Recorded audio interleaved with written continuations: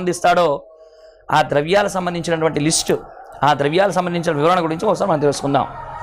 ముఖ్యంగా పాలు, పెరుగు, నెయ్యి, తేనె, పంచదార, విభూది, గంధము, ఫలోదకములు, సెంటు లవంట లాంటి సుగంధ ద్రవ్యములు, వట్టివేళ్లు, జవ్వాది పులుగు లాంటి ద్రవ్యములు ఇత్యాది ద్రవ్యాలతో అభిషేకం చేయండి అని చెప్పారు పెద్దలు.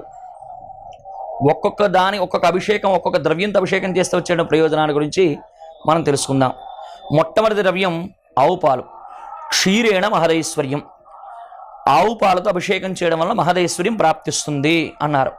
మహదైశ్వర్యం అంటే ఐశ్వర్యము అంటే తరగనిది. మహదైశ్వర్యం అంటే 8 గుణముల చేత ప్రకాశించేటువంటి లక్ష్మీదేవి ఎల్లవేళలా తరగకుండా నీ గృహమునందు ఉందుగాక. ఏమిటా 8 గుణములు?